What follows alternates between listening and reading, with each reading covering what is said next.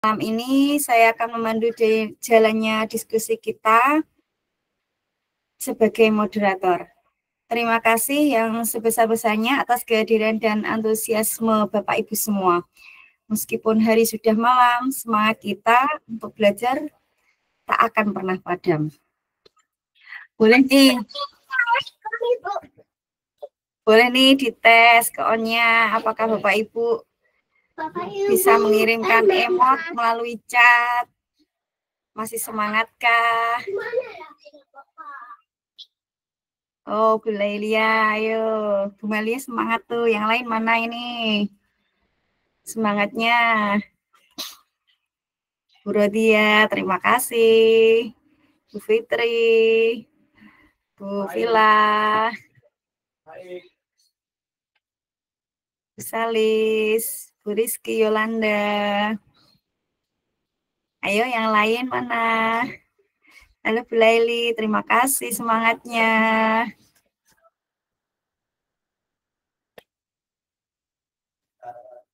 Mana nih yang lain? Oke, alhamdulillah ya, sebagian besar sudah pada semangat.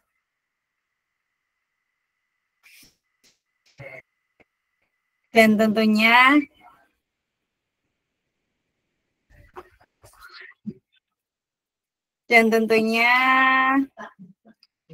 semua pada sudah tidak sabar untuk bertemu dengan para narasumber kita.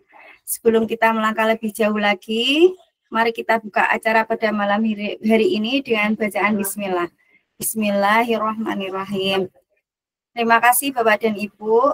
Selanjutnya, mari kita bersama-sama menyanyikan Mares KGBN. Kepada Ibu Vila, apakah sudah siap Bu Vila?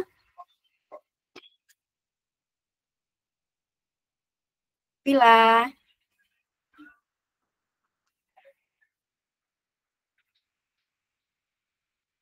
Oke.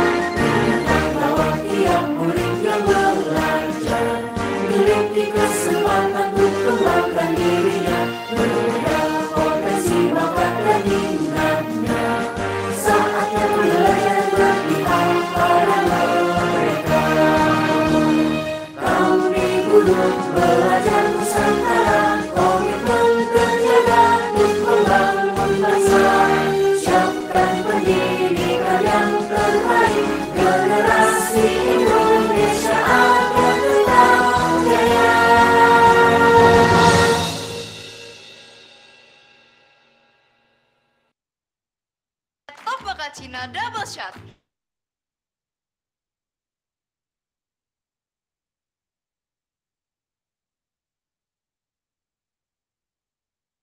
Terima kasih Bu Vila. Bapak Ibu yang saya hormati, malam ini kita akan membahas sebuah topik yang sangat relevan dengan masa depan bumi dan generasi penerus kita, yaitu pendidikan lingkungan dan kepedulian ekologis. Singkatnya, malam ini kita akan belajar bersama tentang bagaimana pendidikan dapat menumbuhkan kepedulian ekologis dan membangun kesadaran lingkungan sejak dini. Kita akan melihat praktik-praktik nyata di lapangan yang berhasil menanamkan kecintaan pada lingkungan kepada peserta didik. Seberapa besarkah kepedulian lingkungan yang sudah kita tanamkan di ruang kelas? Mungkin Bapak Ibu bisa menunjukkan jawaban melalui chat dengan angka 1 bagi yang sudah sangat baik menanamkan kepedulian tersebut. Dan angka 2, bagi yang masih bingung bagaimana caranya menanamkan rasa kepeduliannya. Dan angka 3, bagi yang sudah berusaha namun usaha tersebut belum maksimal. Silakan Bapak Ibu bisa menjawabnya melalui kolom chat. Oh, Bu Lelia 1 ya. Alhamdulillah kalau gitu. Ayo yang lain, Bu. Antara 1 dan 3. Tengah-tengah berarti, Bu. Ayo, Bu Radia bagaimana? Bu Eko?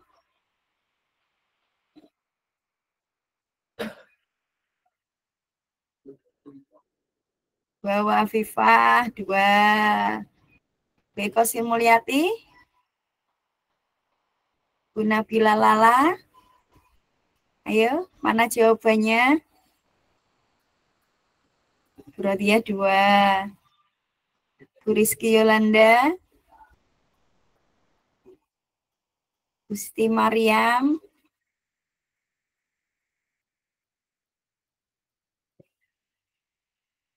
Bu Masti Mariam 2.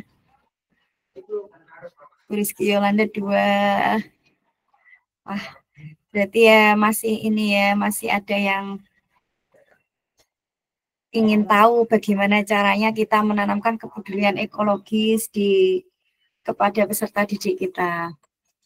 Oke, baik Bapak Ibu, intinya pendidikan lingkungan itu bukan hanya teori, tetapi juga pembiasaan sikap peduli dan tanggung jawab ekologis sejak dini.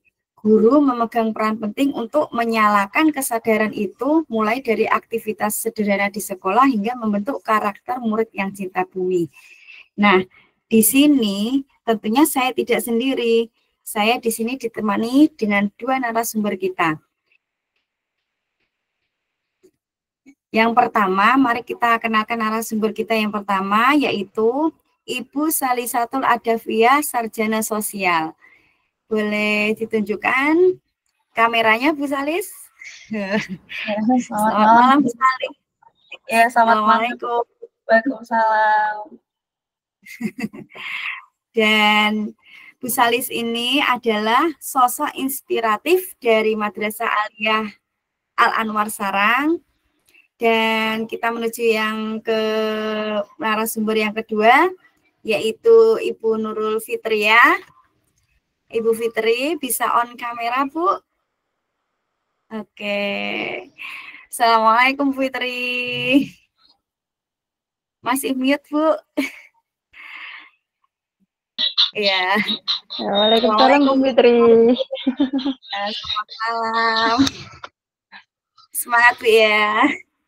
Iya, Bu. Nah, ini beliau hadir dari SD Islam Umar Harun. Nah, saya ucapkan selamat datang kepada Bu Salis dan Bu Fitri.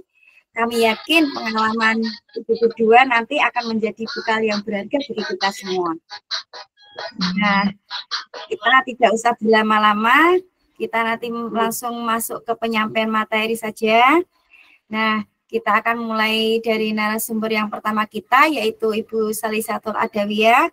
Kepada Ibu Salisatul Adawiyah, saya persilakan untuk menyampaikan praktik baik dan kami silakan layar dan waktu sepenuhnya kepada beliau. Monggo, Bu. Ya, baik Ibu Fitria, terima kasih atas waktunya. Sebelumnya mungkin saya izin perkenalan terlebih dahulu, walaupun tadi sudah dikenalkan sama Ibu Fitria ya. Perkenalkan, nama saya Salisatul Adawiyah, biasanya dipanggil Salisa. Nah, di sini saya akan menyampaikan terkait materi di malam hari ini terkait literasi lingkungan yang ada di sekolah. Mohon maaf Ibu, ini untuk share screen-nya dari saya sendiri atau dari operator ya?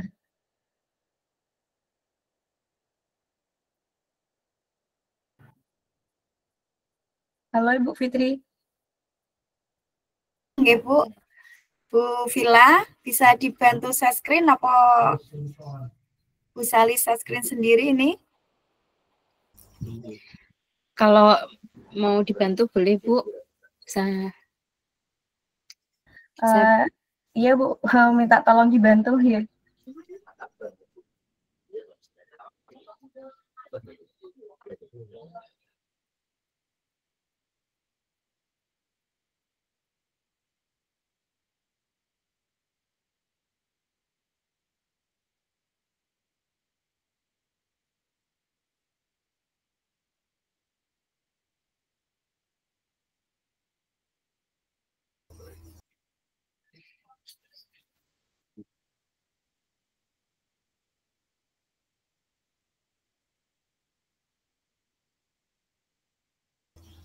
Bu Salisatul Adawiyah bisa kirim materinya ke saya.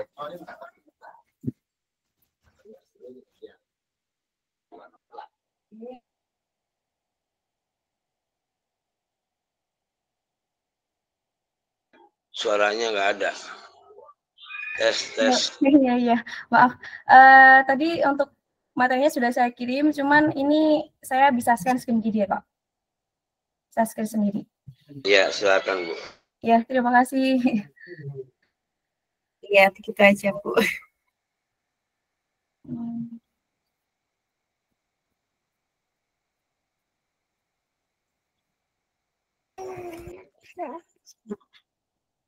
Cek di WA ya Bu Vila. Oke. Baik, selamat malam ya, Ibu Bapak semuanya. Di sini saya akan memberikan sebuah cerita yang saya alami di sekolah saya. Nah, di sini saya memberi judul Belajar Bersuara dan Berdaya, Literasi Lingkungan, Strategi Sekolah Menumbuhkan Kepedulian Iklim. Nah, jadi saya di MA Al-Anwar itu juga masih tergolong baru, karena saya masuk tahun kedua ini saya menjadi pengajar di MA Al-Anwar. Nah, di situ ketika saya melihat kondisi lingkungan yang ada di MA Al-Anwar, yang menjadi masalah yang sering saya pikirkan itu terkait lingkungannya. Salah satunya itu terkait masalah sampah. Nah, jadi di MA Anwar kelihatannya ya mungkin ada tempat sampah ya, terus juga banyak sekali tempat-tempat pembuangan yang dikhususkan untuk tempat sampah, tapi kenyataannya banyak sekali kebiasaan anak-anak itu masih membuang sampahnya sembarangan gitu. Nah, ketika saya belajar di sana, melihat anak-anak itu kok kebiasaan membuang sampahnya kok kurang gitu ya, kok membuang sampahnya kok sembarangan, terus juga di halaman sekolah itu kok juga banyak sampah ya. Terus di MA Anwar itu kan ada gedung, yaitu gedung darurat. Nah, di situ di area gedungnya itu adalah lahan kosong. Nah, ketika saya mengajar di gedung tersebut, saya melihat, oh di tanah kosong ini ternyata banyak sampah anak-anak gitu ya, terutama sampah plastik. Ketika mereka habis jajan, habis makan, itu pasti sampah plastiknya dibuang di sana. Nah, itu jadi masalah yang saya pikirkan sampai sekarang gitu. Nah, saat mengajar juga ada beberapa tantangan tersendiri yang saya perhatikan, bagaimana kebiasaan-kebiasaan anak ini membuang sampah kok masih sembarangan gitu ya. Nah, dari analisis yang saya amati di lingkungan sekolah saya, yang pertama itu ada minimnya fasilitas pendukung. Nah, kebiasaan membuang sampah itu biasanya kan dari diri sendiri. Tapi ketika di kelas ada salah satu aturan di mana di setiap kelas itu kan ada yang namanya jadwal piket kelas gitu. Nah, ketika saya masuk di salah satu kelas, apalagi saya mendapatkan jam pagi itu ya, oh ternyata ada anak yang dia tuh piket tapi nggak membersihkan kelasnya, tidak menyapu kelasnya gitu. Nah, yang jadi tantangan yaitu yang pertama ada minimnya fasilitas pendukung. Nah, dari pihak sekolah sendiri mungkin saya lihat untuk fasilitas pendukung untuk membersihkan kelas itu juga kurang. Jadi setiap kelas itu kadang pinjam sapu sana sini gitu ya. Kalau misalnya pinjam di kelas samping, sapunya juga dipakai. Kalau mau pinjam kelas lain sama sapunya juga dipakai untuk kelas itu. Jadi mereka itu memang apa ya, kayak nyagirke gitu ya. Nggak ada sapu, jadi mereka nggak mau menyapu gitu. Cuman karena saya itu agak risih dengan suasana kelas yang kurang bersih, apalagi kalau suasana kelas yang kurang bersih itu kan juga akan mengganggu aktivitas belajar dengan baik kan. Jadi saya mau nggak mau anak-anak harus membersihkan terlebih dahulu kelasnya kayak gitu ya. Walaupun mereka harus gimana caranya mencari sapu ya, entah itu pinjam atau bagaimana, yang penting kelasnya itu harus bersih gitu. Nah, yang kedua itu adalah kurangnya konsistensi pengawasan. Nah, mungkin sering kita alami juga ketika kita masuk di setiap kelas, karena tadi ada kebiasaan membuang sampah yang masih sembarangan ya. Kadang itu membuang sampahnya itu kalau anak-anak habis makan pasti dibuangnya di laci ya. Terus kadang kalau males buang sampah di tempat sampah, pasti mereka itu membuang sampahnya di bawah meja atau di lantai kayak gitu ya. Nah, dari sini kita sebagai guru itu juga harus menjadi apa ya, sebagai pengawas juga, bukan hanya mengajar, tapi juga sebagai pengawas supaya anak-anak ini terbiasa untuk membuang sampah pada tempatnya. Nah, dari situ ketika saya mendapatkan jam di jam 10 atau mungkin setelah istirahat atau mungkin di jam akhir, itu saya sering melihat banyak sekali sampah-sampah yang udah berserakan di kelas gitu. Nah, dari situ saya merasa bahwa ini kenapa kalian kok membawa sampah sembarangan gitu. Padahal di luar itu sudah ada tempat sampah, kenapa kalian membiasakan tempat sampah membuang sampah di kelas kayak gitu. Nah, ketika saya masuk kelas, saya pasti akan meminta anak-anak untuk membersihkan sampah-sampah yang ada di kelas, karena ya tadi akan mengganggu yang namanya pembelajaran. Jadi hal itu juga akan membiasakan anak-anak juga bisa membuang sampah pada tempatnya. Nah, ketika kita melihat ya, guru-guru itu kalau di kelas itu hanya mengajar saja gitu, tapi beliau-beliau itu kurang kurang memperhatikan suasana kelasnya, entah itu suasana kelasnya itu ada sampah atau enggak ya. Ketika mereka sudah masuk di materi pembelajaran, beliau itu juga langsung mengajar gitu, tapi enggak melihat kondisi kelasnya bersih atau enggak kayak gitu. Nah, itu juga menjadi salah satu tantangan ya untuk pembiasaan membuang sampah pada anak-anak juga gitu. Kemudian ada pengaruh teman sebaya. Nah, ini pasti juga sering kita temui di kelas-kelas ya, ketika ada temannya yang tidak memiliki inisiatif untuk membuang sampah pada tempatnya, atau mereka itu bisa dikatakan malas ya, teman-temannya pun pasti akan ikut juga gitu. Ibaratnya kayak sudah masuk kelas, biasanya tuh anak-anak sekolah itu ya, mohon maaf ya Bapak Ibu, biasanya kan kalau sudah waktu pembelajaran ada yang tiba-tiba makan sembunyi-sembunyi kayak gitu kan. Nah, mereka itu kalau pas makan sembunyi-sembunyi, sampahnya nggak akan dibuang di tempat sampah gitu. Pasti akan dibuang di laci atau di bangku gitu kan. Nah, ketika temannya itu malas membuang sampah pada tempatnya, akhirnya teman yang lainnya pun juga ngikut. Pasti mereka akan merasa bahwa orang teman saya aja membuang sampah sembarangan kok, kenapa saya enggak? Maksudnya, kenapa saya harus membuang sampah pada tempatnya? Pasti akan ada pengaruh hal-hal semacam itu. Karena mereka ngerasa, membuang sampah ki terserah lah mau buang di mana gitu, yang penting mereka membuang sampah, padahal itu hal yang kurang bagus kalau misal diterapkan di kelasnya kayak gitu. Terus kemudian ada tekanan jadwal belajar. Nah, tekanan jadwal belajar saya melihat juga menjadi tantangan tersendiri dalam kebiasaan membuang sampah pada tempatnya atau mungkin membersihkan kelas sebelum pembelajaran, karena saya melihat karena MA Anwar itu kan notabene santri karena dekat pondok juga. Nah, dari situ mungkin dari pagi mereka sudah belajar di sekolah, kemudian siangnya mereka lanjut aktivitas madrasah, belum lagi nanti mereka di sore hari sampai malam hari juga ada aktivitas sendiri di pondok.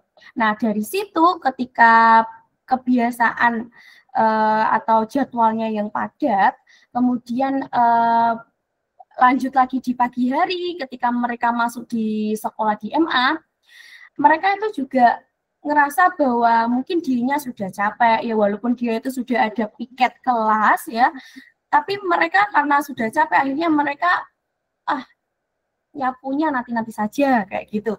Nah, itu sering saya temui anak-anak seperti itu. Saya pasti kalau masuk di pagi hari pasti saya bilang, ini kenapa kok nggak disapu dulu gitu. Mereka entah alasannya, Bu, sebentar karena terlambat, karena sarapan dulu, Bu nyapunya nanti saja, kayak gitu itu sering sekali ya. Tapi dari situ saya menekankan bahwa saya tidak akan memulai pembelajaran ketika kelasnya belum bersih gitu. Jadi memang itu jadi sebuah salah satu metode untuk membiasakan untuk anak itu biar belajar tentang menjaga kelasnya, menjaga lingkungan gitu. Jadi harus dikasih sedikit ancaman kayak gitu. Jadi saya kalau misal kondisi kelasnya nggak bersih, saya memang tidak mau mengajar. Maksudnya belum memulai pembelajarannya seperti itu. Kemudian kesadaran diri. Nah, kesadaran ini juga berpengaruh ya Bapak Ibu. Kalau misalnya anak-anak itu sudah sadar diri kalau membuang sampah itu harus pada tempatnya. Budayanya memang harus dibuang pada tempat sampah, bukan dibuang di sembarang tempat. Ketika mereka sudah memiliki kesadaran diri, ya mereka kan membuang sampah pada tempatnya. Ketika kalau mereka nggak peka dengan sampah yang anggapnya sampah itu hanya hal yang sudah nggak kepakai, dibuang saja gitu ya. Ya mereka nggak akan membuang sampah pada tempatnya. Nah, kesadaran diri itu memang salah satu tantangan tersendiri. Jadi memang harus dibiasakan sejak dini dalam memberikan pembelajaran kepada anak pentingnya kesadaran membuang sampah pada tempatnya atau menjaga kebersihan lingkungan. Nah, kemudian ada kurangnya literasi. Nah, literasi itu kan bukan hanya soal baca dan tulis saja nih Bapak Ibu, tapi soal pemahaman. Nah, di MA Anwar itu ada yang namanya Gedung Abu Bakar ya. Nah, di situ saya melihat untuk fasilitas terkait pembuangan sampah itu sudah bagus karena memang ada tempat yang khusus sampah botol plastik ya. Nah, dari situ ada tulisannya, buanglah botol plastik atau sampah plastik di tempat ini gitu. Tapi realitanya ada beberapa anak yang masih membuang sampah itu sembarangan. Padahal di situ juga ada tempat sampah gitu. Jadi di situ ada tempat khusus plastik, ada juga tempat sampah gitu. Tapi saya melihat sendiri ya, itu membuang sampah sembarangan. Entah karena cepat-cepatan, karena ada gurunya atau bagaimana, tapi mereka itu kurang literasi. Padahal sudah melihat itu sampah yang dia buang itu berupa botol, tapi tidak dimasukkan di dalam tempat sampah khusus botol, tapi malah dibuang sembarangan kayak gitu. Padahal kan sudah ada tulisan besarnya, tapi mereka itu kurang memahami ini maksudnya apa. Padahal kan sudah jelas, silakan buanglah sampah plastik atau botol bekas di tempat tersebut seperti itu. Nah, ini ada aksi yang saya terapkan karena tadi melihat berbagai tantangan-tantangan yang saya observasi sendiri ketika saya melakukan pembelajaran di MA Anwar. Kemudian saya yang pertama itu memberikan edukasi tentang literasi lingkungan. Nah, saya ketika pembelajaran, ya, walaupun materinya itu mungkin berbeda dengan materi tentang literasi lingkungan, tapi memberikan edukasi tentang literasi lingkungan itu penting, ya, supaya apa? Anak itu akan memiliki kebiasaan-kebiasaan untuk apa ya, menjaga lingkungannya, walaupun itu bukan hanya di sekolah. Nah, misalnya saya itu apa namanya, ketika mereka suasana kelasnya masih kotor, ya, karena kan tadi saya tidak akan memulai pembelajaran ketika kelasnya tidak bersih gitu ya. Nah, dari situ pasti saya memberikan edukasi.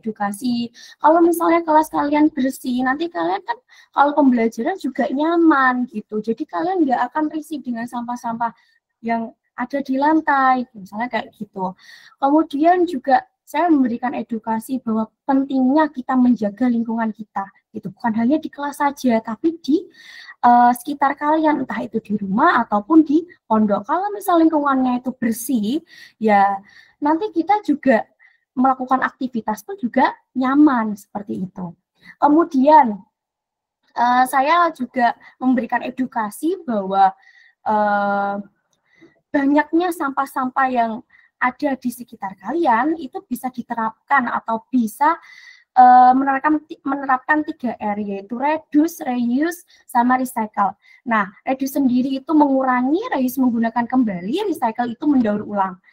Nah, saya ketika melihat banyak sampah-sampah plastik yang berserakan gitu ya, atau mungkin sampah-sampah kertas ya, saya memberikan edukasi bahwa oh, kalau kamu pengen lingkungan kamu nggak ada sampah ya, mungkin kamu bisa mengganti sampah menggunakan yang awalnya kamu pakai kantong plastik, mungkin bisa diganti dengan kantong yang bisa dipakai kembali gitu. Terus kemudian biar di lingkungan sekolah kalian nggak menumpuk sampah plastik, mungkin kalau kalian mau minum ya, mungkin bisa diganti dengan tumbler ya, atau mungkin mau beli jajanan di luar yang mungkin pakai plastik, mungkin bisa diganti menggunakan wadah bekal dan lain sebagainya, seperti itu. Nah, kemudian juga saya itu menerapkan juga ketika ulangan itu saya tidak menganjurkan anak-anak untuk memakai kertas baru, gitu Bapak Ibu. Jadi saya lebih suka ketika anak-anak itu memakai kertas yang sudah tidak terpakai tapi masih bisa dipakai, gitu. Jadi ketika ulangan saya meminta untuk anak-anak ketika kalian punya kertas yang nggak kepakai, silakan dipakai, nggak harus kertas baru, ambil dari buku. Saya seperti itu.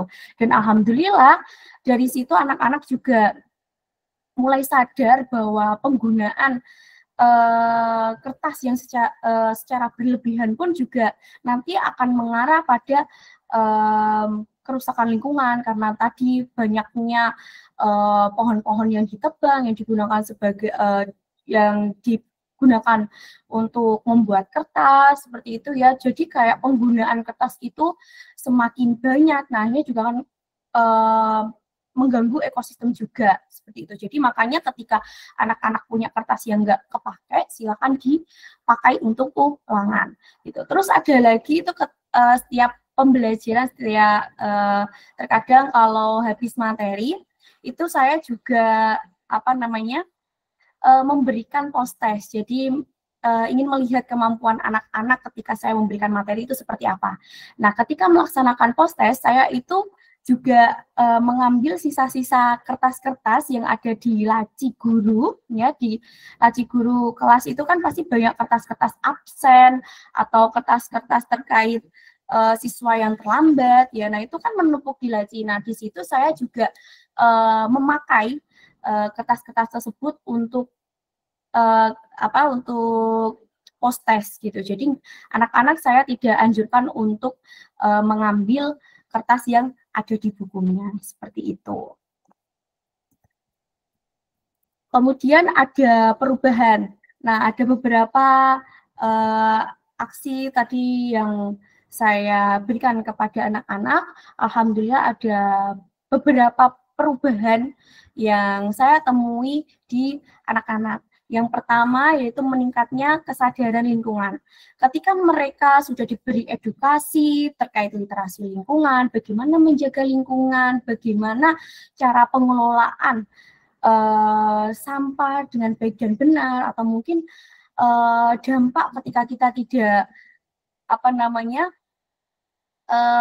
dampak yang timbul ketika kita tidak menjaga lingkungan itu seperti apa. Nah, akhirnya dari situ akan meningkatkan kesadaran terkait lingkungan. Nah, dari situ anak-anak sudah mulai tahu ya, oh ternyata kalau kita sering tiap hari pakai atau minum kemasan dari air mineral yang kemasan botol atau gelas, itu ternyata kita ya sama saja menyumbang sampah seperti itu. Nah, akhirnya mereka karena sudah sadar bahwa pentingnya kita harus mengurangi sampah, ya anak-anak itu mulai mengganti atau membiasakan membawa tumbler seperti itu. Ada juga kalau misal mau jajan, ada yang sudah membiasakan menggunakan wadah. Terus kalau misalnya mereka itu ketika jajan ya atau membeli makanan itu kan banyak biasanya anak-anak itu kan bawa kresek. Nah, di situ mereka sudah mulai memakai entah itu kemasan jajan yang dari kertas itu mereka gunakan untuk kantong jajan mereka ya, atau mungkin ada yang punya tote bag kecil dari kain spunbon itu pun mereka gunakan untuk menaruh jajanan yang mereka sudah beli seperti itu. Kemudian perilaku hidup yang lebih bertanggung jawab. Nah, karena tadi adanya pembelajaran terkait literasi lingkungan, akhirnya anak-anak mulai tumbuh hidup bertanggung jawab. Salah satunya yaitu ketika saya di jam pertama, di jam pagi, anak-anak itu sudah mulai membiasakan untuk membersihkan kelasnya terlebih dahulu. Jadi ketika saya masuk kelas, alhamdulillah keadaan kelas itu juga sudah bersih. Dan itu pun akan memberikan perilaku yang bertanggung jawab pada mereka, karena mereka sudah merasa bahwa ini piket mereka juga harus bertanggung jawab untuk membersihkan kelasnya seperti itu. Kemudian berubahnya gaya konsumsi. Nah, tadi yang awalnya sering membeli makanan yang mana pasti ada kantong plastiknya ya. Nah, mereka sudah mulai berubah gaya konsumsinya. Jadi awalnya pakai kresek, akhirnya mereka tadi menggunakan tas dari kain atau mungkin pakai kardus untuk wadah mereka seperti itu. Kemudian tumbuhnya kreativitas dan keterampilan. Nah, dari sini juga saya memberikan beberapa edukasi bahwa sampah itu ternyata bisa diolah loh jadi barang-barang yang lebih berguna gitu. Nggak hanya cuma sampah ini hanya barang yang nggak dipakai lagi. Kalau misalnya kamu bisa memilah sampah dengan baik, misalnya sampah plastik dipilah dengan sampah yang lainnya, nanti sampah plastik ini bisa dijadikan sebagai sebuah kerajinan-kerajinan yang nanti akan memiliki nilai estetika dan juga nilai ekonomi seperti itulah. Kemudian lingkungan sekolah menjadi lebih bersih dan nyaman. Nah, ini juga penting ya. Dan ketika melihat lingkungan sekolah itu lebih bersih, nah itu kan kita juga akan merasa nyaman, kita akan betah di situ. Apalagi di kelas, ketika kelasnya bersih ya, kita akan nyaman dalam proses pembelajaran, dan juga ketika istirahat pun anak-anak juga akan merasa nyaman ketika mereka melakukan aktivitas istirahat, entah mereka bermain bersama teman-teman mereka atau apa. Kalau di kelas kan pasti juga akan merasa nyaman seperti itu. Kemudian meningkatkan kerjasama dan kepedulian sosial. Nah, ketika mereka sudah sama-sama tahu tentang pentingnya menjaga lingkungan kita dari sampah ya, ternyata akan menumbuhkan kerjasama. Jadi misal ada sampah yang berserakan pun mereka juga akan mulai ada kesadaran mengambil sampah, kemudian dibuang pada tempat sampahnya ya. Kemudian dari situ juga mereka akan mulai belajar memberikan edukasi kepada temannya ya, yang awalnya mungkin saya memberikan edukasi kepada mereka saja, tapi mereka mampu memberikan edukasi ke teman-temannya. Oh, ayo kita belajar untuk membuang sampah pada tempatnya.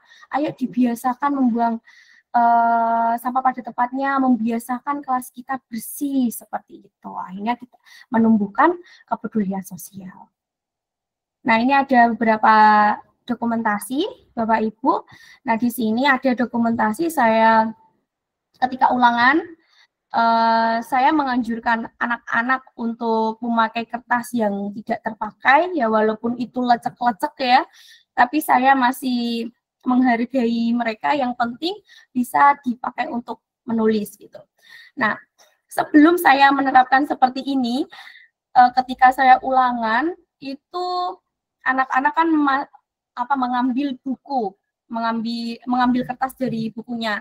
Nah, ketika itu saya karena mengajar banyak kelas, akhirnya banyak kertas yang tersisa. Karena anak-anak itu kalau disuruh mengambil 1 lembar, itu mereka ambilnya 2 lembar. Jadi saya merasa sayang kalau kertasnya ini nggak terpakai gitu. Nah, akhirnya saya menginisiasi sendiri ketika sudah ulangan, kertas-kertas yang masih ada itu saya kumpulkan. Jadi ketika ulangan atau ada kegiatan yang memerlukan kertas, saya membagikan kertas kepada mereka juga. Jadi dari mereka ya untuk mereka, seperti itu. Kemudian di sini ada kebiasaan menyapu di pagi hari, Bapak Ibu. Jadi kalau anak laki-laki memang agak susah untuk membiasakan diri untuk membersihkan kelasnya, cuman karena tadi ada sedikit ancaman ya, kemudian juga memberikan edukasi kepada mereka, akhirnya sudah mulai dibiasakan. Ketika mereka belum ada saya, mereka sudah menata rapi kelasnya, kemudian juga menyapu. Ketika saya datang pun kadang juga masih ada yang piket. Nah, itu salah satu perubahan yang saya tahu ketika saya memberikan pembelajaran atau edukasi terkait literasi lingkungan. Akhirnya anak-anak sudah mulai membiasakan menyapu, dan ketika saya di jam akhir pun, ketika saya masuk kelas, mereka sudah siap-siap mencari sampah yang ada di bawahnya, apakah ada sampah atau enggak. Kalau misalnya ada sampah, mereka sudah membiasakan mengambil sampah dan dibuang pada tempat sampah, seperti itu.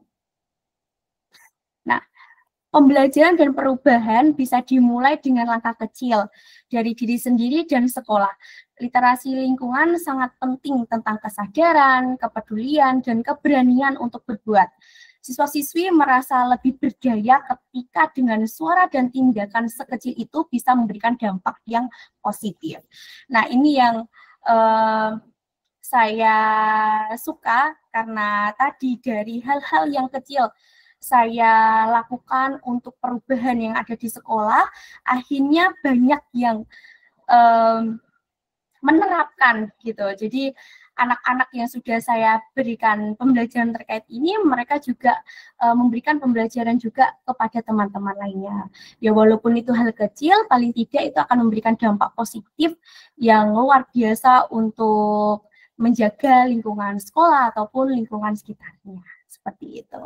Nah, ini sekian dari sedikit pengalaman dari saya. Terima kasih, saya kembalikan ke moderator.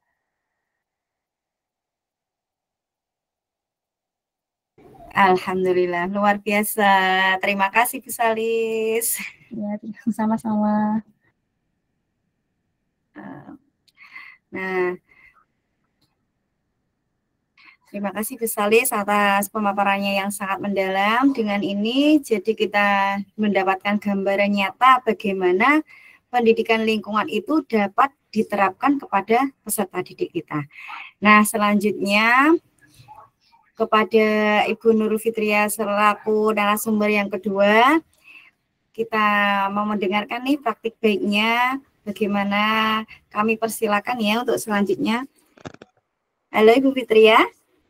Ibu Fitri. Ya, Bu Fitri. Sama-sama Bu Fitri. Langsung panggil nama saya. Baik, Silakan terima Ibu kasih Bu Fitri. Fitri atas waktunya. Ya, sama-sama. Selamat malam Bapak Ibu semua. Terima kasih atas kesempatan baik ini. Izinkan Kulo untuk berbagi praktik baik yang diterapkan di kelas. Kali ini Kulo akan berbagi praktik baik tentang membiasakan anak peduli sampah. Boleh minta tolong Bu Vila untuk share screen materi Kulo.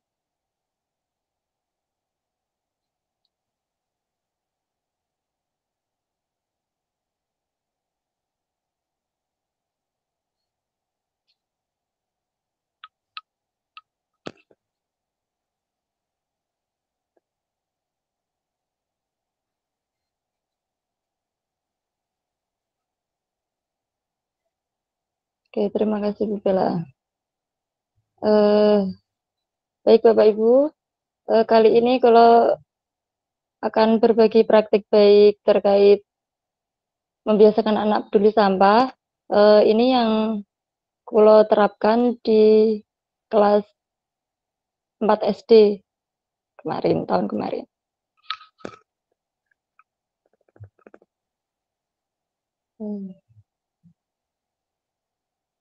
Bu Vila bisa dilanjut Bu Vila.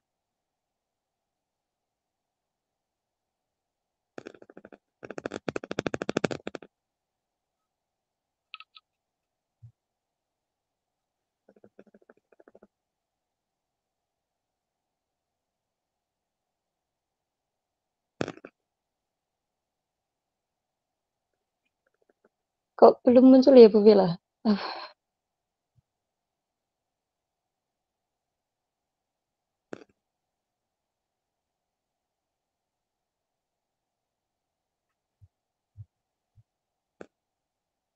Sudah muncul belum, Bu? Belum? Belum muncul Bu di Kalau di saya sudah muncul, Bu. Di saya sudah muncul. Bu. apakah sinyal di Kulo yang ini ya?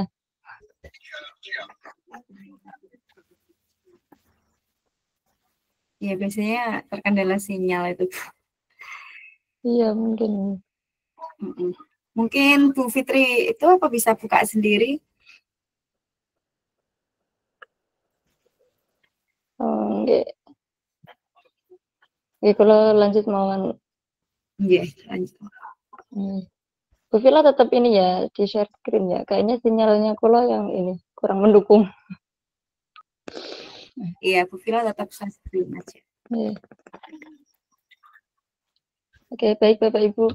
Maaf ada kendala sinyal nggih. Praktik yang Kulo lakukan di sekolah kami itu sudah menerapkan kebiasaan untuk mengurangi sampah. Dari kebiasaan ini sudah dijalankan melalui program salah satunya yaitu kantin ramah lingkungan dengan menggunakan wadah untuk makanan atau minuman yang dapat dipakai ulang. Dari program ini, makanan atau minuman yang dijual di kantin sekolah itu menggunakan wadah yang bisa dipakai ulang. Jadi setelah anak-anak membeli makanan atau minuman itu dikembalikan ke kantin sehingga bisa dicuci dan dipakai ulang. Hal ini juga sebagai upaya untuk mengurangi sampah. Dan selain itu, jika murid mau membawa bekal dari rumah, itu sekolah juga menghimbau untuk membawa bekal yang bebas sampah. Atau bisa juga memakai wadah yang bisa dipakai ulang. Jadi bekal yang dibawa dari rumah itu sudah tidak menggunakan bungkus plastik atau yang akan mengakibatkan bertambahnya sampah gitu. Oke. Dan selain itu juga sekolah menghimbau jika ada murid yang membawa makanan atau bekal yang masih ada bungkus, masih ada bungkus aslinya, itu kami juga memberi arahan untuk membawa pulang kembali, sehingga di sekolah itu memang benar-benar menerapkan mengurangi sampah itu. Bu Vila bisa di slide selanjutnya.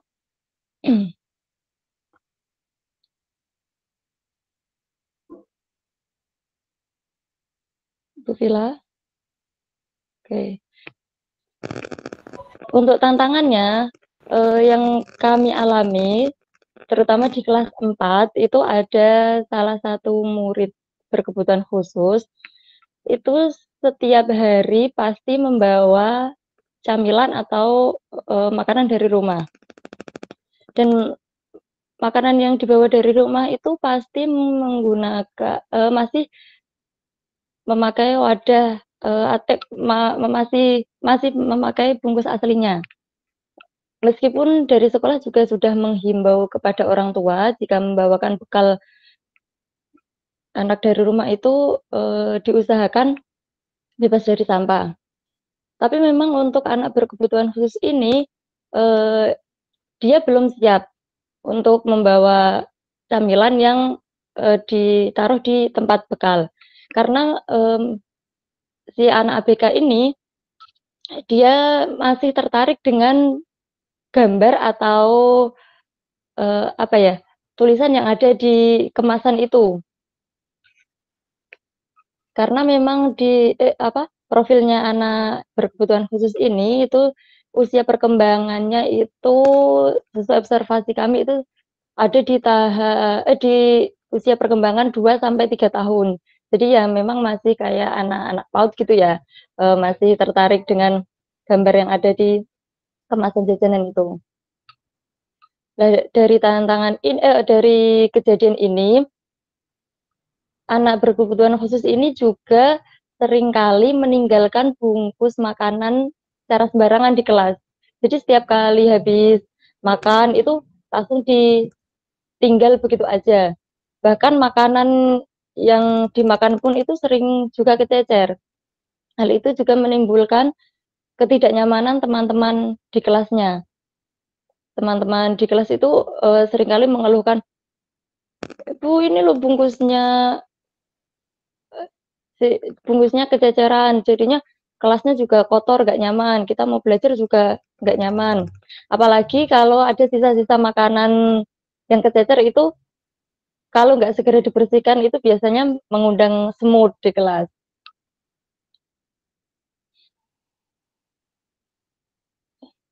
Nah, dari peristiwa itu yang Kulo lakukan yaitu melakukan pendekatan lembut dan terarah.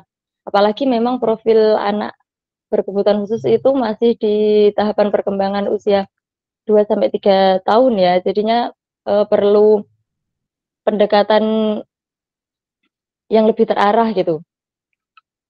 Dari pendekatan ini kami juga melakukan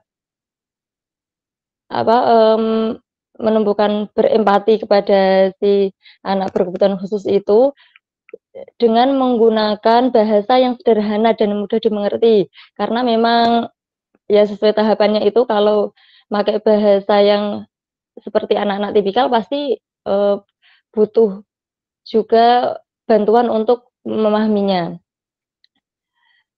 Dan selain itu, selain berempati, kami juga memberi contoh langsung membuang sampah pada tempatnya. Ya memang awalnya itu kami sebagai guru di kelas itu kami yang membuangkan sampahnya, yang membersihkan. Kami rasa kalau seperti itu terus juga tidak bisa menumbuhkan rasa tanggung jawab si anak. Ya meskipun anak berkebutuhan khusus, tapi kan juga perlu ditumbuhkan rasa tanggung jawabnya, kemandiriannya, dan respeknya kepada lingkungan. Jadi tidak meskipun di sekolah itu menerapkan kebiasaan baik terkait pengurangan sampah, itu juga tidak hanya berlaku untuk anak-anak tipikal, tapi juga anak berkebutuhan khusus itu pun juga perlu ditumbuhkan sikap yang seperti itu. Dan selain itu, yang kami lakukan juga membimbing anak dan memberi arahan bahwa kesepakatan di sekolah itu jika masih membawa bungkus makanan, jika itu minta tolong ditaruh disimpan di dalam tas dulu, nanti bisa dibawa pulang atau dibuang nanti di tempat sampah. Ya mungkin yang kami lakukan ini beberapa kali mendapatkan penolakan dari si anak berkebutuhan khusus itu, karena ya belum bisa menerima arahan dari kami mungkin ya.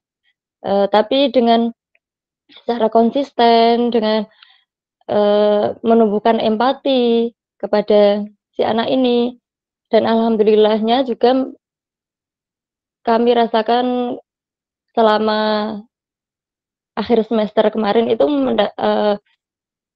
menimbulkan perubahan yang cukup positif. Perubahannya itu anak mulai terbiasa menjaga kebersihan setelah makan. Setelah dia makan itu kami coba arahkan, oh ini jajannya masih ada yang kececer, boleh minta tolong dibersihkan. Dan alhamdulillah si anak juga bersedia mengambil sapu dan membersihkan sisa-sisa makanan yang jatuh. Dan selain itu, anak juga terbiasa setelah makan itu otomatis bungkus jajannya itu langsung dimasukkan ke saku tas. Jadi nanti bisa dibawa pulang dan dibuang di rumah. Sehingga ini juga ya salah satu upaya di sekolah untuk mengurangi sampah ya. Dan selain itu kelas juga terlihat lebih nyaman, lebih bersih. Anak-anak tipikal atau teman-temannya juga mengapresiasi ini. Oh ternyata setelah beberapa kali diarahkan, setelah dicontohkan, itu ternyata bisa ya temanku yang seperti ini gitu. Nah dari peristiwa ini, kalau rasa ini perubahan besar itu juga bisa dimulai dari langkah-langkah kecil yang dilakukan secara konsisten. Ya memang meskipun terlihat terlihat kecil, tapi kalau dilakukan secara konsisten itu juga akan menimbulkan perubahan yang berdampak baik. Selain itu, program yang dilakukan di sekolah, apalagi sekolah yang inklusif itu juga selain diterapkan pada anak-anak tipikal, itu anak-anak ABK atau anak berkebutuhan khusus itu juga bisa melakukannya. Ya dengan catatan perlu pendampingan khusus dan rutin. Selain itu juga keteladanan yang dilakukan guru atau kita sebagai orang dewasa di sekitarnya itu juga akan menimbulkan dampak yang cukup baik untuk anak-anak. Itu juga bukan hanya keteladanan untuk anak berkebutuhan khusus saja, tapi juga untuk anak-anak tipikal yang lainnya. Mungkin itu yang bisa kulo paparkan. Semoga bisa bermanfaat untuk Bapak Ibu dan mohon maaf jika ada salah dalam bertutur kata. Alhamdulillah, terima kasih Bu Fitri. Sama-sama Bu. Nah, dengan penjelasannya dari Bu Fitri ini kita jadi tahu ya bahwa bukan hanya anak yang normal aja yang bisa kita arahkan untuk peduli terhadap lingkungan atau ekologis. Nah, bagi anak yang berkebutuhan khusus juga bisa kita arahkan agar peduli dengan lingkungan. Nah, untuk yang selanjutnya kita akan berada di sesi diskusi atau tanya jawab. Nah, sebelum terlalu malam, apakah semuanya bisa on kamera untuk sesi foto bersama? Kita foto bersama dulu ya.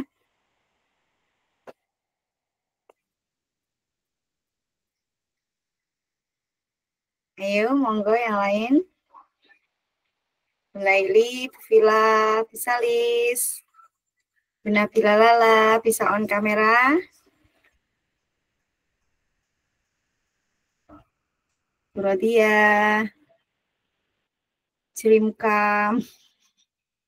Oke, Bu Rodia, nggak apa-apa.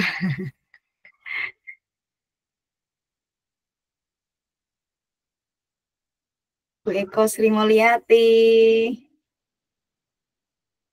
Bu Indah. Bu Intan. Bu Mufarohah. Mari kita tampakkan. Oke, oke. Oke, Bu Farohah Zakia. Yang lain? Bu Siti Mariam. Kalau Suhaimi Amin Bapak ya? Bapak Suhaimi Amin. Oke, Bu Vila bisa Iya Bu, saya Bu. diambil. Bapak. Oh ya, Bapak Suhaimi Amin bisa on kamera? Bisa Bu. Bentar. Oke, kita foto bersama dulu. Bu Vila siap? Saya apa Bu Vila nih? Saya, Bu. Saya. Oke. Nah, oke. Ayo on kamera. Bu Satu. Laili yang mana Bu Laili? 1, Senyum. 2, 3. Ya. Lagi, Bu. Lagi ya. Lagi. Nah, Literasi. Nah,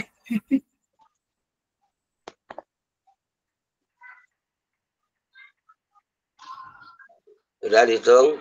1. ya, sudah, Bu. sudah. Oke, terima kasih. Nah, selanjutnya kita akan sesi tanya jawab. Nah, mungkin setelah mendengarkan pemaparan dari kedua narasumber, kita akan mendapatkan apa pertanyaan yang muncul di pikiran kita. Nah, pertanyaan itu bisa nanti kita sampaikan melalui kolom chat, bisa disampaikan langsung melalui raise hand, mengaktifkan mikrofon bisa. Ada yang mau raise hand?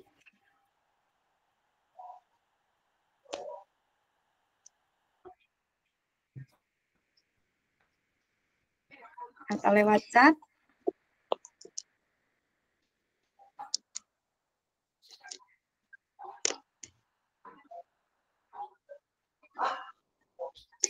Siapa nih yang mau mulai pertanyaannya?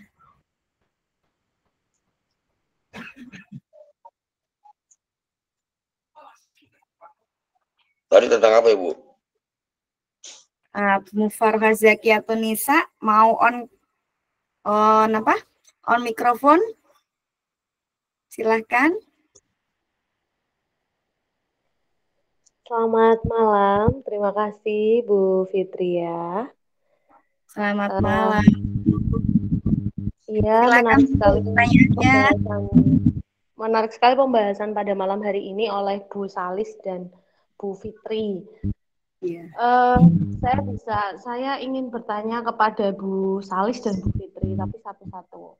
Kepada Bu Salis, tadi kan ada upaya kayak piket dan sebagainya itu ya, kan sebenarnya itu juga di anak-anak pun yang anak-anak, maksudnya itu sejak zaman dahulu kita juga kayak gitu ya waktu sekolah ya gitu. Nah, ya itu sudah budaya yang sudah berjalan baik jika memang dikawal juga dengan baik ya pastinya. Terus Bu Salis ketika mempraktekkan itu apakah mendapat dukungan dari guru yang lain atau hanya kelas Bu Salis saja gitu. Tadi kan ada dukungan teman sebaya dan tantangan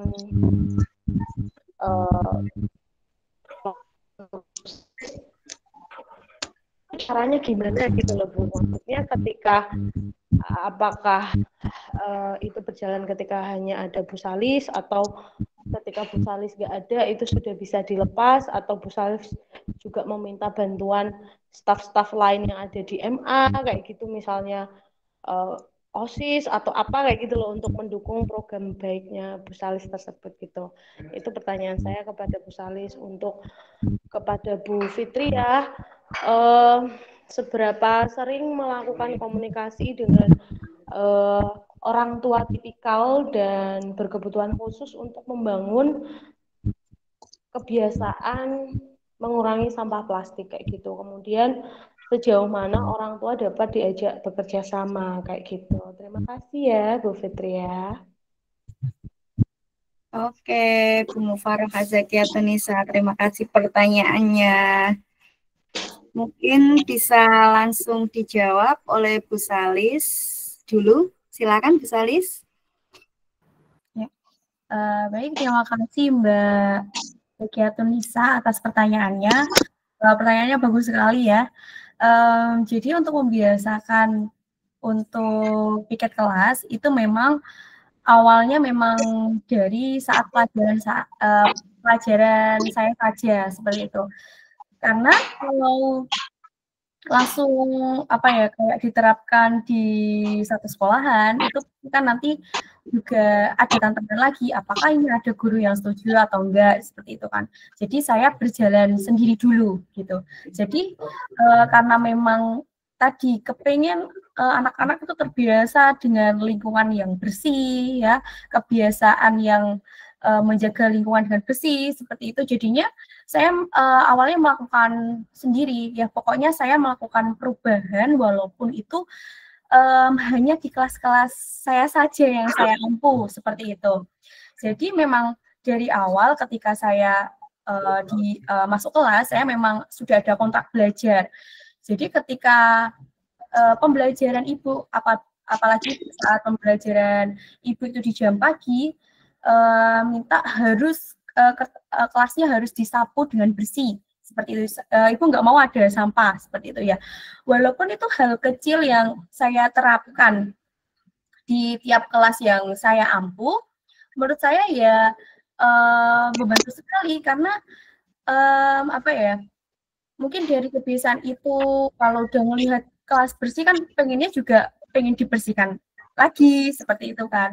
Cuman kalau untuk sekarang memang akan ada program lanjutan lagi terkait ini dan alhamdulillah juga sudah didukung oleh sekolahan, jadi mungkin insya Allah programnya ya berjalan dengan lancar seperti itu. Jadi mungkin akan ada pihak-pihak yang akan bekerja sama juga, entah itu sesama guru maupun karyawan. Tapi memang kalau dari awal memang dari pembelajaran saya saja seperti itu ya. Intinya saya mikirnya ya udahlah nggak apa-apa, walaupun ini cuma hal kecil, yang penting ada dampaknya lah, sekian persen kelas itu bersih.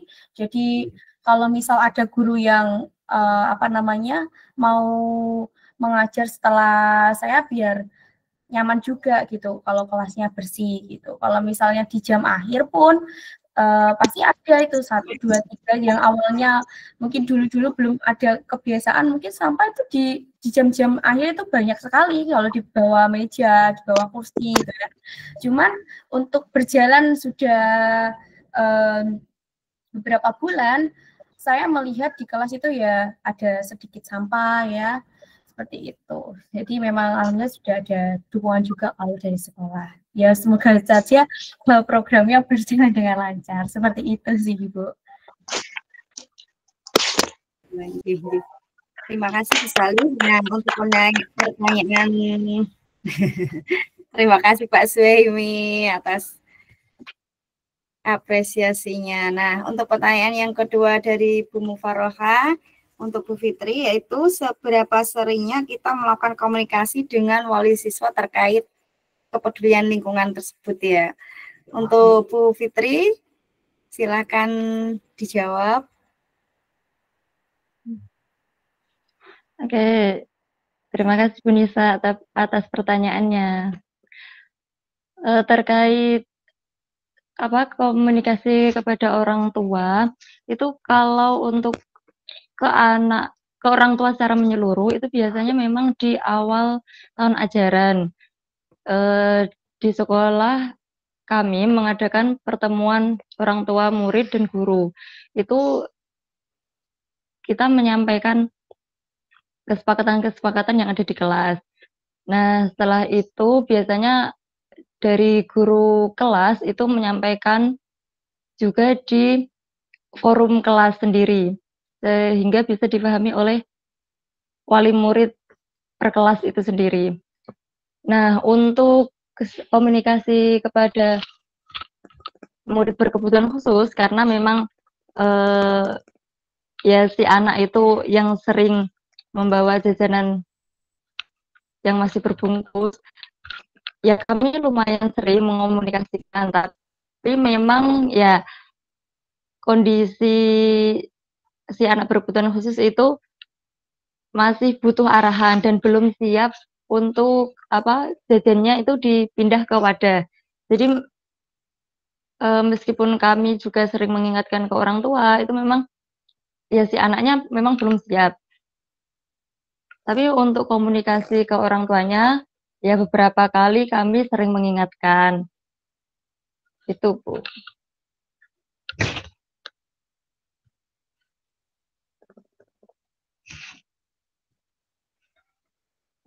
Terima kasih Bu Fitri atas jawabannya. Itu kayak Bu Zakia. Nah, untuk mendapat dukungan dari guru-guru dari Bu Salis tadi, Bu Zakia malah sinyalnya terpental. Nah, untuk mendapatkan dukungan itu kita sendiri harus konsisten memulainya. Jadi nanti lama-kelamaan akhirnya lingkungan akan mendukung kegiatan kita. Dan untuk komunikasi itu memang harus selalu kita sampaikan, harus selalu kita arahkan, dan itu tidak harus berhenti hanya 1 atau 2 kali saja. Gitu ya Bu Fitri ya. Betul sekali, Bu. Ini mungkin masih ada waktu atau masih ada yang ingin bertanya, saya persilahkan.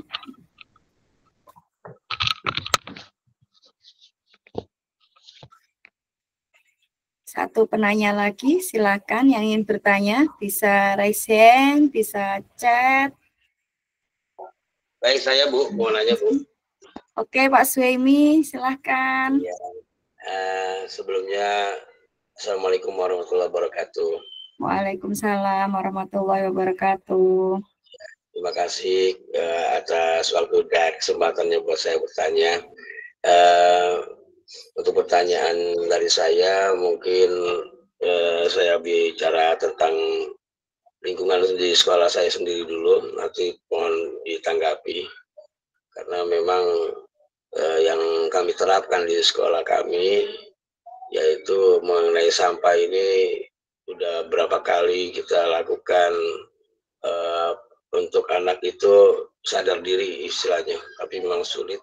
Sehingga kami mengambil jalan, yaitu anak-anak OSIS atau MPK atau semacamnya lah, yang mereka itu dibuat piket semacam jadwal untuk menjaga agar anak-anak tidak ke atas, karena sekolah kami kan lantai 4. Jadi agar mereka tidak ke atas membawa jajanan, makanan. Nah, sehingga hal seperti itu ya yang pertama yang menjadi kelas bersih, karena mereka tidak ada yang ke atas bawa makanan kan itu. Adapun yang di atas mereka ada yang makan tapi sudah bawa wadah dari rumah masing-masing. Nah, itu yang kami tanyakan dari sekolah kami ini, menurut Ibu Salisatul dan Ibu siapa satu lagi? Ibu siapa? Pak, Ibu Fitri, Pak. Ya, ya Bu Fitri. Bagaimana tanggapannya semacam ini? Itu apakah baik atau memang kurang baik? Karena memang ini sudah tahap terakhir yang kami terapkan. Artinya mereka anak-anak nggak boleh naik ke atas untuk makan di atas dan sebagainya, sehingga mereka cukup istirahat di bawah saja. Itu satu pertanyaan saya mengenai lingkungan sekolah kami. Kemudian yang kedua, tadi saya mendengar dari paparan dua narasumber praktik baik itu tidak menyinggung masalah piket ya, maksudnya apakah piketnya sudah diaktifkan atau belum di kelas gitu, maksudnya kan ada kesepakatan kelas gitu ya. Nah itu yang saya tanyakan, apakah itu nggak berjalan atau bagaimana sehingga menjadi tantangan sampai ini menjadi tantangan di kelas. Mungkin itu saja Bu, terima kasih Bu. Terima kasih Pak Suemi atas pertanyaannya. Mungkin yang pertama ini pertanyaan pertama, berulang kali Pak Suemi itu mengarahkan agar anak-anak itu peduli terhadap lingkungan sampai anak-anak tidak boleh naik ke atas lantai 4 Pak ya. Iya betul Bu. Mungkin Bu Fitri bisa menanggapi pertanyaan dari Pak Suemi.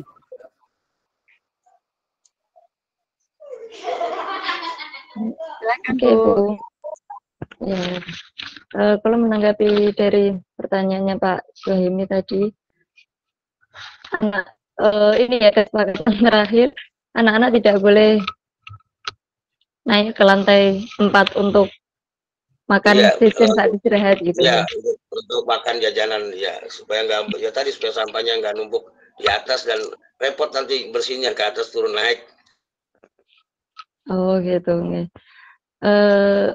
Ya mungkin itu juga bisa jadi salah satu cara ya untuk mengefektifkan terkait peduli sampah terhadap anak. Tapi mungkin selain itu jadi kesepakatan dari guru atau pihak sekolah itu juga mungkin perlu pengawasan kepada anak, meskipun itu sudah jadi kesepakatan di sekolah ya. Iya, jadi kita anak OSIS dilibatkan lah, istilahnya anak-anak OSIS ini dipekerjakan lah untuk membantu mengawasi anak-anak jangan sampai ke atas bawa makanan gitu. Oh gitu. Ya itu menurut Pulo ini sih Pak Bang. Ya mungkin bisa diterapkan dulu, dan selain itu juga apa ya, ya dikawal terus itu, soalnya memang terkadang anak kan juga kayak menyepelekan gitu loh, apalagi kalau pengawasannya kurang kurangnya pengawasan terus sih nggak ada yang mengawasi gitu, biasanya kan gitu. Iya, ada CCTV Bu, ada CCTV juga, padahal ada CCTV. Oh sudah CCTV. Iya, maksudnya udah CCTV segala macam, tetap aja sampahnya taruh di meja. Makanya tadi yang saya bilang upaya terakhir anak OSIS dilibatkan untuk menjaga atau mengawal dan sampai anak-anak bawa sampah ke lantai 4 atau lantai 3 atau nggak boleh ke atas lah, bahasanya makanya di bawah gitu.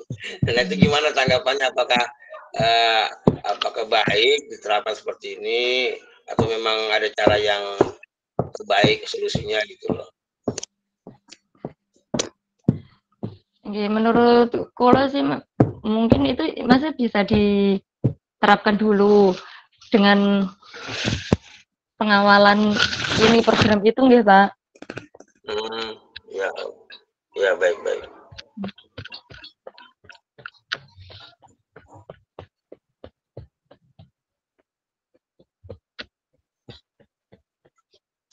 Boleh menanggapi tidak nggih? Ya nggih, monggo. Bagaimana Bu Fitri? Boleh mau menanggapi pertanyaan Pak Suemi tadi? Monggo. Oh, nggih, boleh. Silakan Bu Laili.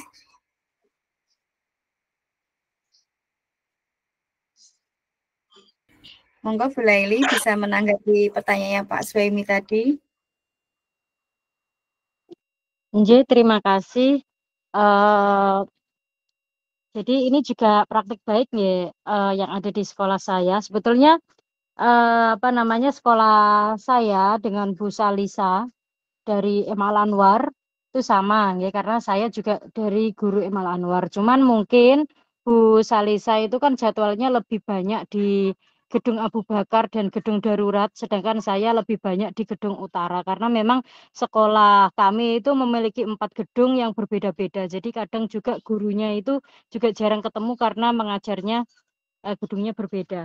Nah, untuk sedikit menanggapi dari sekolah Bapak Suhaimi tadi, karena lantai 4, kemudian anak-anak itu kalau bisa jangan sampai bawa makanan atau yang makanan mengandung sampah gitu ya. Maksudnya ada sampahnya itu jangan sampai dibawa ke atas karena nanti Ya, justru kotor dan ya betul. sebagainya. Ngoten nggih. Ya, ya, Nah, betul.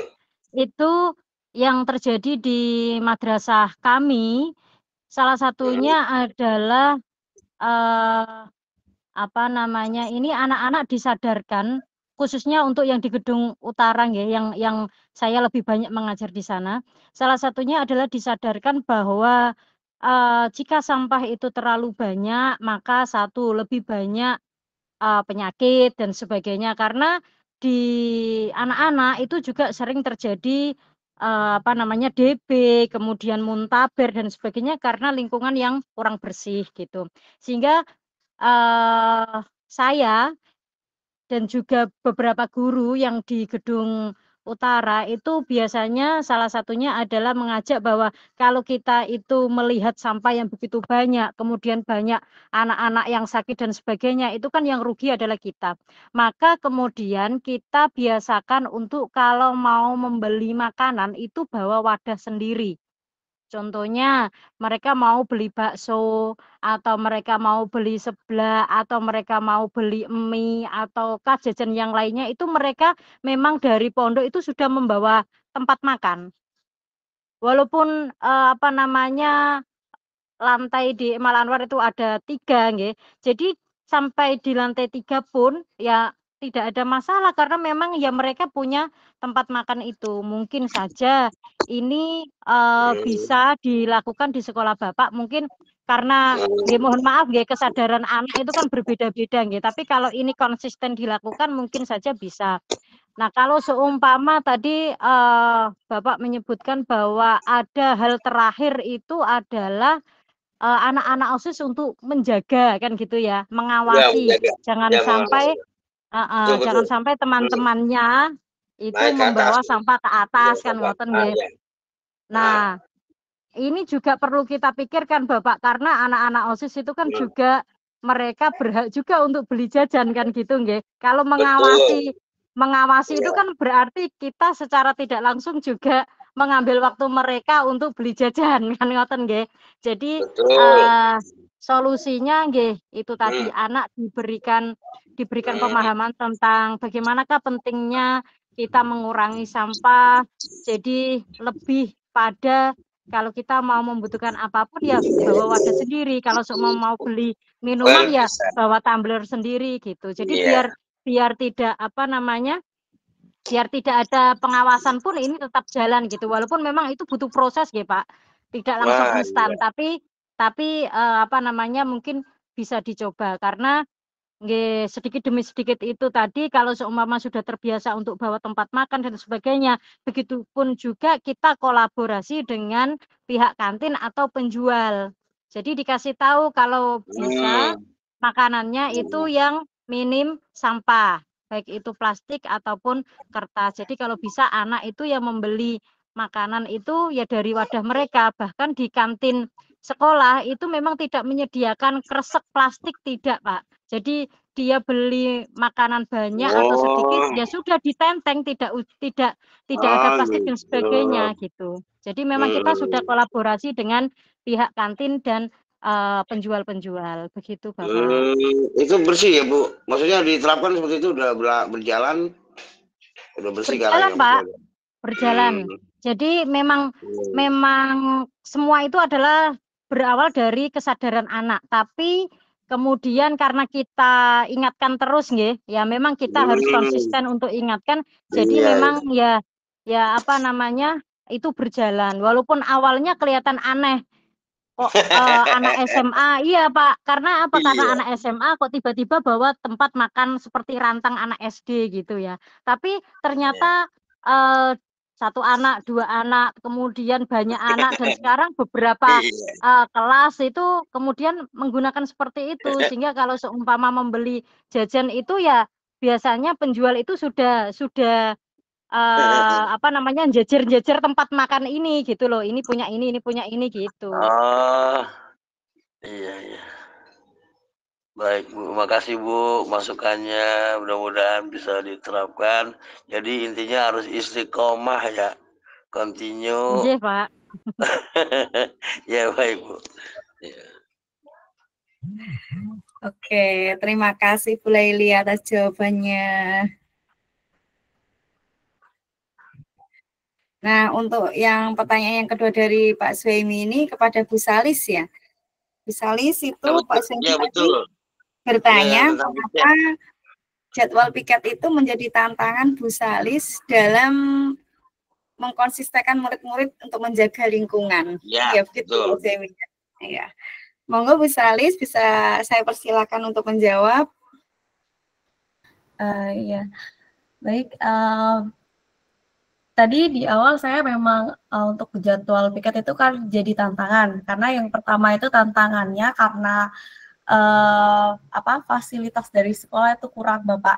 Jadi sebenarnya sudah difasilitasi sapu, tapi karena mereka tidak memiliki tanggung jawab untuk menjaga fasilitas-fasilitas yang ada, ya namanya anak ya, apalagi khususnya laki-laki sudah dikasih fasilitas ini, tapi karena mereka nggak mau menjaga, ya fasilitasnya nggak ada atau mungkin rusak seperti itu. Jadi ketika mereka membersihkan kelas di pagi hari, mereka akan kesusahan sendiri gitu. Jadi mau nyari sapunya gimana? Kadang kalau nggak ada sapu pun mereka kayak, Bu nggak ada sapu Bu, seperti. Tapi saya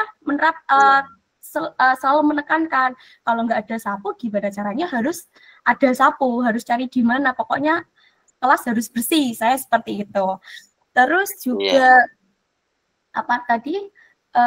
tantangannya karena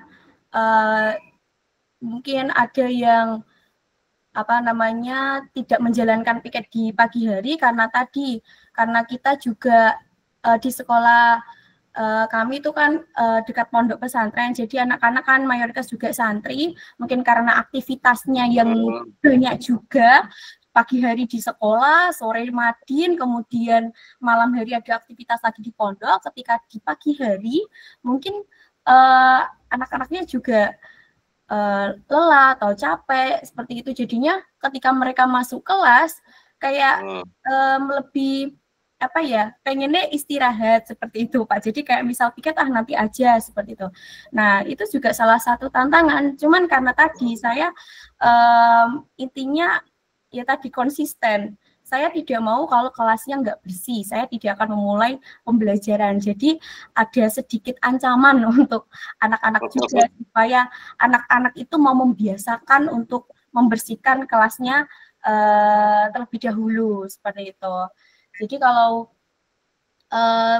piket tadi anak-anak nggak mau membersihkan kelas, nah itu memang awalnya jadi tantangan bagi saya. Anak-anak kok nggak mau pada piket karena apa? Oh ternyata memang tadi nggak ada sapu ya, kemudian juga kesadaran diri juga karena mereka sudah ngerasa capek atau lelah, akhirnya nanti aja lah piketnya dan lain sebagainya gitu. Tapi karena tadi walaupun mereka capek atau lelah ya, saya memberikan motivasi kepada mereka ya, kalian di sini bersekolah, kalian mencari ilmu, apakah kamu di sekolah itu hanya cuma untuk istirahat saja? Jadi saya juga memberikan afirmasi atau motivasi kepada mereka seperti itu Pak. Jadi mereka pasti juga akan mikir, oh ternyata memang kalau di sekolah harus seperti ini gitu. Terus juga karena piket itu adalah tanggung jawab bersama ya, bukan hanya diri sendiri, jadi mereka juga mampu melakukan sesuai apa yang sudah diterapkan di kelasnya, seperti itu Pak. Oke Bu, makasih. Oke, sama-sama. Oke, sangat memuaskan ya Pak Suhaimi ya, jawaban-jawaban dari Bu Salis dan juga tadi dari Bu Fitri juga. Iya, luar biasa. Dapat ilmunya banyak, makasih. Alhamdulillah. Nah, karena waktu kita sangat terbatas, nah Sebenarnya mungkin masih ada banyak pertanyaan yang muncul dari Bapak Ibu ya. Tapi karena waktunya sudah jam 8:30, nah untuk di penghujung acara ini saya akan mempersilakan siapa? Kita close statement dulu. Bagaimana Pak Joko? Apa jenengan dulu Pak Joko? Closing statement dulu nggak apa-apa, Bu? Statement dulu ya, oke. Iya. Nah, kita persilakan kepada narasumber kita untuk menyampaikan closing statement-nya. Mungkin bisa diawali dari Bu Salis dulu, baru kemudian Bu Fitri.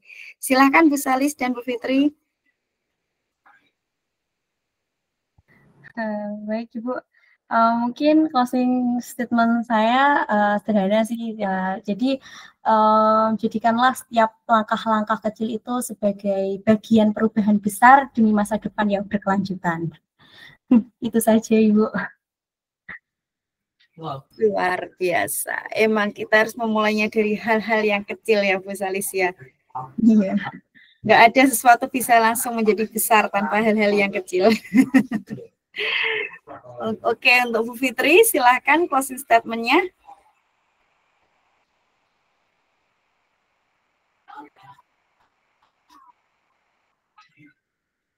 Bu Fitri.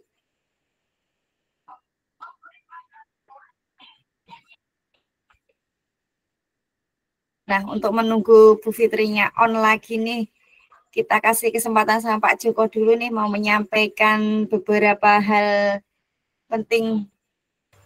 Ini Pak Joko, siap? Bisa dimulai sekarang. Silakan Pak Joko. Siap. Terima kasih, luar biasa ya. Senang sekali melihat antusias dari Bapak Ibu guru yang hebat ya. Apa namanya, di malam hari ini masih menyempatkan untuk terus belajar ya, karena salah satu prinsip kami juga percaya bahwasanya guru yang berhak mengajar adalah yang mau belajar gitu. Oke, di sini saya mau reminder Bapak Ibu, jangan lupa untuk mengisi link refleksinya ya, karena nanti pembuatan sertifikat datanya akan diambilkan dari link refleksi ini gitu. Jadi memang secara tidak langsung refleksi ini adalah sebuah bukti tindak lanjut dan juga sesi belajarnya Bapak Ibu semua. Nanti dari data ini akan kemudian nanti kita apresiasi dengan memberikan sertifikat yang nanti akan kita kirimkan berkala gitu ya, gitu lewat email ataupun lewat WA-nya masing-masing gitu. Jadi jangan lupa untuk diisi, linknya sudah kita kirimkan di kolom chat. Terus tadi terakhir saya cek masih ada yang baru mengisi sekitar 6 gitu. Jadi silakan yang belum mengisi bisa mengisi gitu. Nah, tadi kita sudah ini ya belajar banyak dari dua narasumber yang sangat hebat. Nah, ini ada info untuk sesi TBD berikutnya di tanggal 27 Oktober nih, bisa di screenshot gitu ya, biar nanti tidak tertinggalan sesinya. Nah, nanti di TBD ke-43 ini kita akan mengundang pembicaranya Bu Liza Megasari dari SLB Negeri Binjai dan juga Pak Imam Setiawan, beliau founder homeschooling Rumah Pipit gitu. Nah, ini tentunya materinya juga akan sangat menarik ya tentang iklim pendidikan inklusi gitu. Karena tadi mungkin dari Bu Fitri dijelaskan sedikit tentang pendampingan inklusi ataupun anak berkebutuhan khusus seperti apa. Nah, untuk yang lebih dalamnya kita akan lebih tahu hal-hal baru dari beliau berdua karena narasumber yang akan kita hadirkan ini memang sangat kompeten dalam bidang tersebut gitu. Jadi jangan lupa ya Bapak Ibu untuk hadir kembali. Silakan untuk di screenshot dulu slide ini gitu ya. Dan nanti kita juga akan tetap posting secara berkala di Instagram kami dan juga di grup WhatsApp Guru Belajar Rembang gitu. Nah, info terakhir Bapak Ibu, ini ada event tahunan KGBN ya. Ini juga tak kalah serunya ya. Kalau Bapak Ibu tadi mungkin cukup terkesan dengan paparan materi-materi dari narasumber ya. Kalau di Puncak Temu Pendidik Nusantara ini kita akan langsung belajar dari banyak guru di seluruh Nusantara gitu. Jadi akan hadir pada hari Sabtu dan juga Ahad tanggal 11-12 Oktober ya, tempatnya di Sekolah Cikal Lebak Bulus, Jakarta Selatan gitu. Nanti di Temu Pendidik Nusantara ini akan ada kelas pendidik yang bisa diikuti dengan banyak materi-materi ataupun apa namanya, tema-tema kelasnya. Ada kelas pemimpin juga, kelas kompetensi, pameran karya, dan masih banyak yang lainnya gitu. Termasuk juga pasar solusi pendidikan. Nanti bisa kita berkunjung mengambil inspirasi untuk bisa dibawa ke sekolah kita masing-masing gitu ya, untuk diterapkan gitu.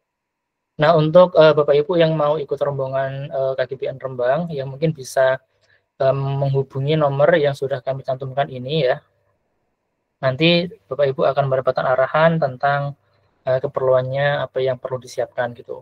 Nah, jadi mungkin bisa cepet-cepetan ya, karena ini sudah tanggal 29 September acaranya, kurang lebih ya 2 mingguan ke depan inilah ya. Gitu. Jadi silakan Bapak Ibu bisa menghubungi nomor yang kita tampilkan ini, bisa di screenshot dulu, atau mungkin juga nanti bisa dicari tahu lebih lanjut tentang Puncak Temu Pendidik Nusantara ke-12 ini gitu. Mungkin itu dari saya, Bu Fitri. Terima kasih untuk apa namanya keseruannya malam hari ini.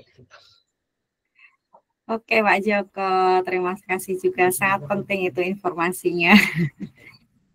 Oke, Bu Fitri di sini masih on nggak ya, Bu Fitri? Bu Fitri bisa menyampaikan closing statement-nya, silahkan.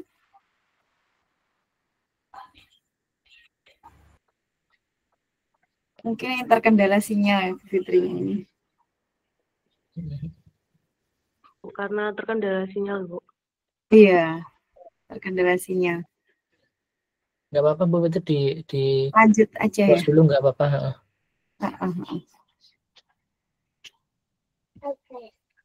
Oke. Nah, alhamdulillah diskusi malam ini berjalan dengan lancar dan kita mendapatkan beberapa ilmu yang banyak dari para narasumber. Nah, dari ilmu itu dapat kita sampaikan bahwa kita satu poinnya yang terpenting itu pendidikan lingkungan itu bukan hanya mentransfer ilmunya. Kita harus memberikan contoh, memberikan keteladanan, dan juga harus selalu konsisten untuk mengingatkan dan membimbing peserta didik kita. Yang kedua, walaupun anak ABK itu bukan harus kita normalisasi untuk tidak peduli terhadap lingkungan. Kita harus tetap mengarahkannya dan memberikan keteladanan kepadanya agar dapat mampu menjaga lingkungan dengan baik.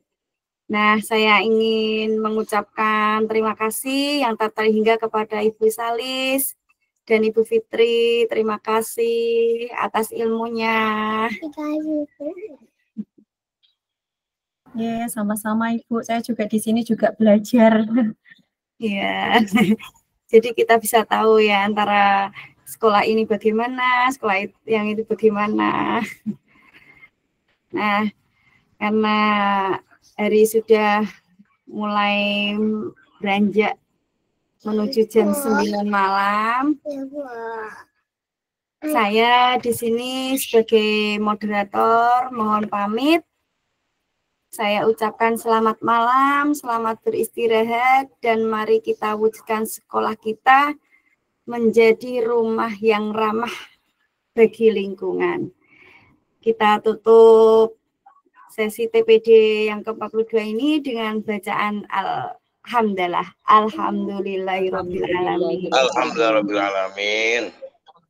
Terima kasih semuanya. Wassalamualaikum warahmatullahi wabarakatuh. Waalaikumsalam warahmatullahi wabarakatuh. Terima kasih Bu Fitri.